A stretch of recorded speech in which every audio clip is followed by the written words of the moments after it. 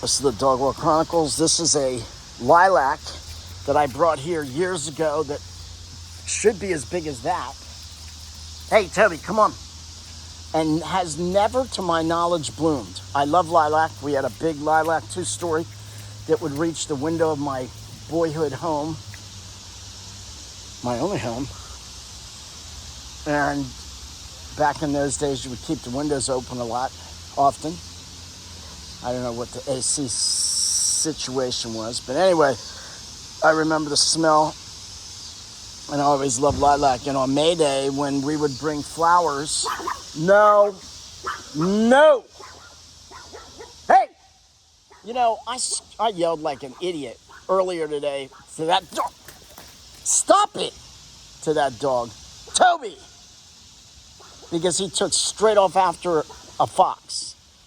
And I was in slippers, and we were in, it just rained, and you can see there's like a small pond, that whole area, which the grill is sitting in it. Maybe you can't tell, but that's all water, right behind that sofa there. Water, about 3 or 4 inches deep. Anyway, that dog took off after a fox straight down there. And I had to yell like an idiot.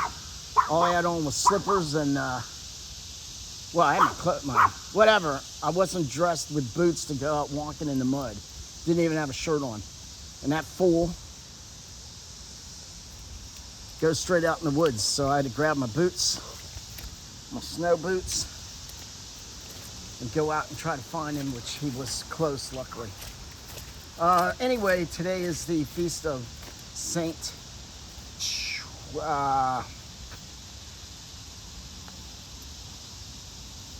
Benedicta of the Cross. I feel like she had a first name. Well, she's Edith Stein. She was Jewish at 13. She was Jewish, and she, sorry. You know, I'm not very good at this. I used to let him run around in this water, and he would just run from one end to the other and fall, run full speed, which we got debris in it now, between the hammock. He would run full speed from one end to the other and just hit the ground and slide, and then get up and run and hit the ground and slide in here, but now he just runs away. He's not even interested. Now he is. I'm not walking in there, even though I have boots. Edith Stein was disillusioned or whatever with the Jewish faith at 13. She was very smart. She studied philosophy. She was a teacher, I believe, a professor. No, I'm not walking in there. She ends up noticing how happy her Catholic friends are. Stop. And she starts looking into Catholicism, and she, I believe it quoted, she said, I read my way in to the Catholic faith by reading the catechism. And I sort of did a little of I read my way in with books and listened my way in with talks. I just want the truth. I just want to know what's true. And I said it back when I first started this reversion back. I was born raised Catholic and baptized as a baby. But I just want to know the truth. Tell me the truth, and I will repeat it.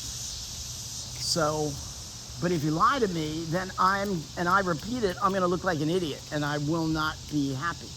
So just tell me the truth. Anyway, here's another thing. This tree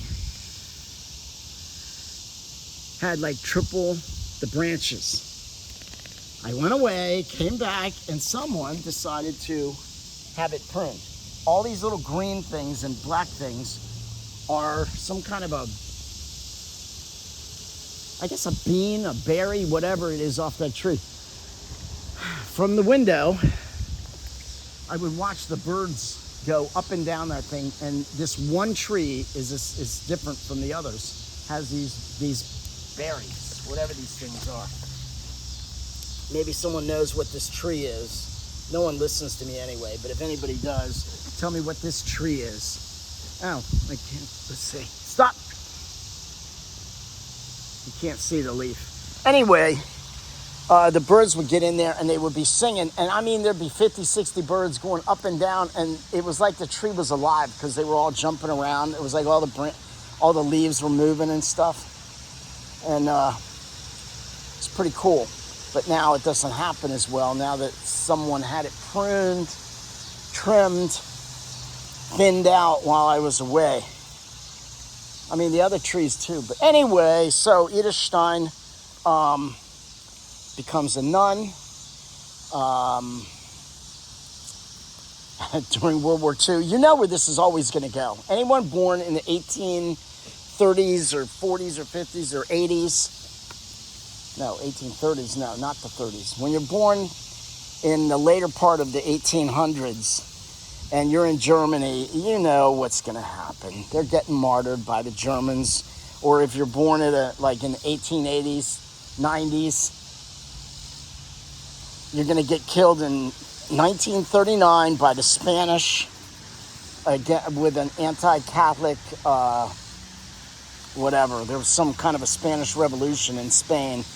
And so many people, Catholics and priests, got killed in 1939 and 38. Shot. Anyway, wow, that's a big branch. So, Edith Stein, Saint Benedicta of the Cross, no, has 2 strikes against her when she, I guess it's the Nazis, start to persecute Jews, Catholics, Gypsies.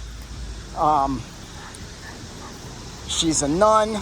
She's born Jewish. Now she's a converted Catholic nun. And so she was sent away from Germany. She was born in Germany, I believe.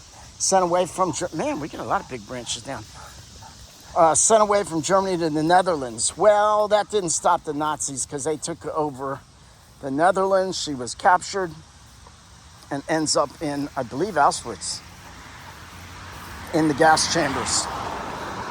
So, Saint, I feel like there's a name in front of it, like Mary of the Benedicta, the TERESA, perhaps, Therese. Benedicta of the Cross, pray for us. Saint, oh, now, someone tell me, are these mushrooms edible? Because I didn't see these the other day. And here's this nice row that's just kind of happened. Is this an edible? Because they do look a lot like, I don't want to look underneath. There's underneath, I don't know if you can see it. No, don't eat that.